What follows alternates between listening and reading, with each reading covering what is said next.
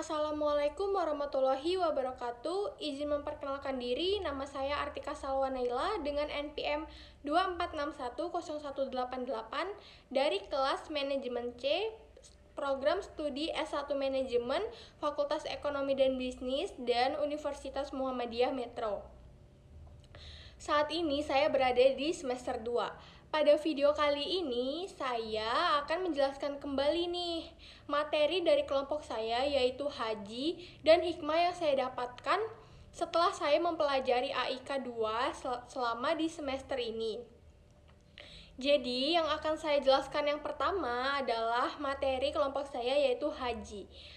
Haji didefinisikan sebagai ritual berkunjung ke sejumlah lokasi, khususnya di Tanah Suci Mekah, yang dilaksanakan pada waktu dan ketentuan tertentu yang dilandasi oleh niat yang tulus.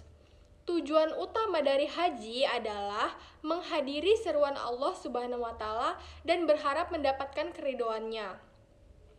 Haji juga menjadi manifestasi dari ketulusan hati dan kepatuhan seorang muslim terhadap perintah Allah Subhanahu wa Ta'ala. Waktu pelaksanaan haji juga telah ditentukan, yaitu mulai dari bulan Syawal hingga 10 hari di awal bulan Zulhijjah. Sebagian besar ulama berpendapat nih bahwa ibadah haji sebagai bagian dari syariat Nabi Muhammad SAW pada tahun ke-6 Hijriyah. Pada tahun tersebut, Rasulullah SAW memimpin umat Islam untuk melaksanakan umroh. Namun, rencana tersebut terhalang oleh kaum Quraisy, sehingga mereka tidak dapat melanjutkan umroh tersebut. Kemudian, pada tahun ke-7 Hijriyah, Nabi Muhammad SAW berhasil melaksanakan umroh. Ibadah haji bukan hanya sekedar ritual tahunan, melainkan juga merupakan wujud respon umat manusia terhadap seruan Nabi Ibrahim yang datang dari perintah Allah Subhanahu wa Ta'ala. Adapun juga nih peristiwa Nabi Ibrahim alaihissalam datang ke Mekah. Yang pertama itu mengantar Siti Hajar dan Ismail. Yang kedua menyembelih putranya sendiri, yaitu Nabi Ismail. Yang ketiga mengganti palang pintu rumah. Yang keempat, mempertahankan palang pintu rumah. Dan yang terakhir, membangun Ka'bah. Jadi, di setiap aktivitas ibadah dalam Islam memiliki satu tujuan tertentu yang menjadi indikator dari keberhasilan dan kualitas pelaksanaannya. Termasuk juga nih, ibadah haji tersebut. Keberhasilan dan kualitas dari pelaksanaan ibadah haji dapat diukur dari pencapaian derajat haji yang mabrur.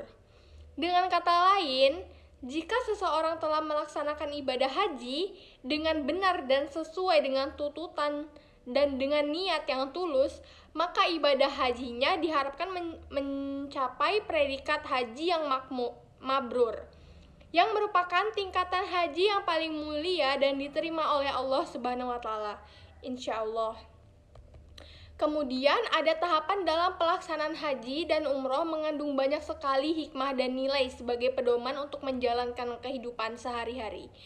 Haji dan umroh juga mengajarkan nilai batiniyah yang mendalam yang mengajarkan tentang kesetaraan dan persaudaraan.